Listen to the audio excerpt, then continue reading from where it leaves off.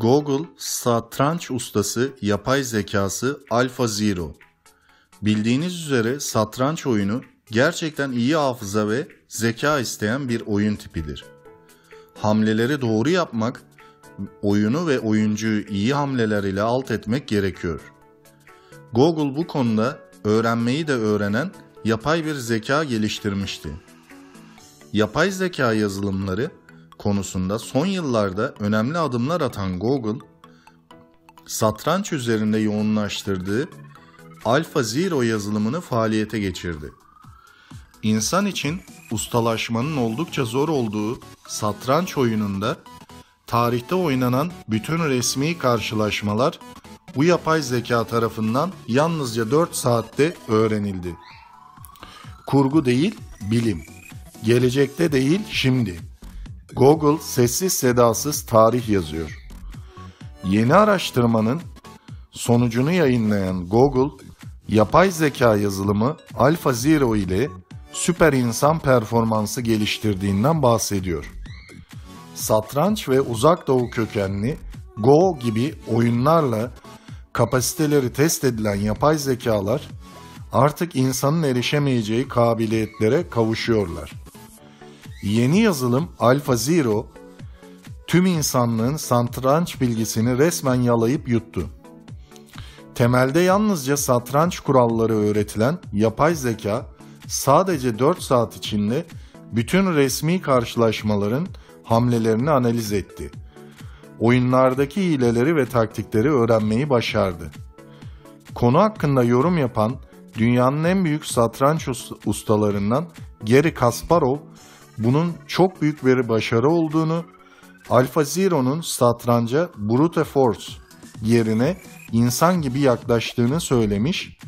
Gerçekten de Stockfish saniyede 70 milyon hamleyi değerlendirirken AlphaZero yalnızca 80 bin hamle düşünüyor.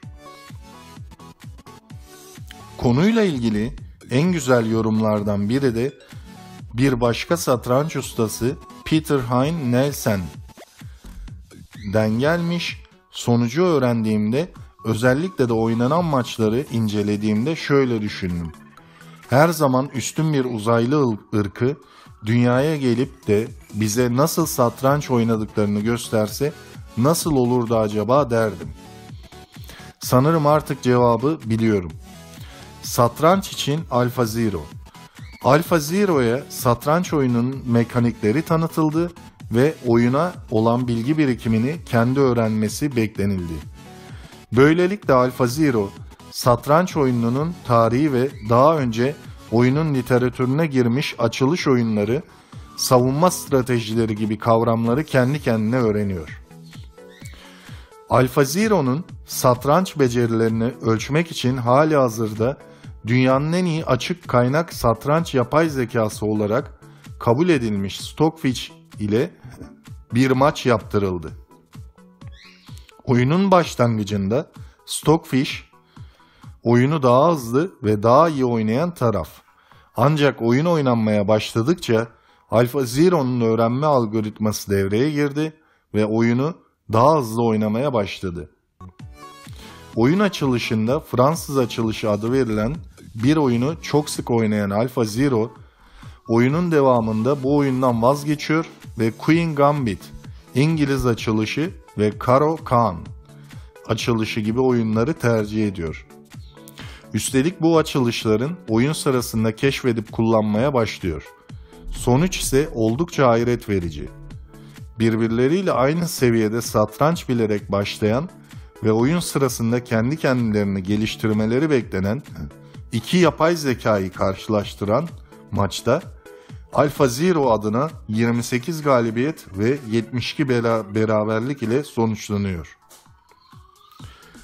Satrançta yapay zeka.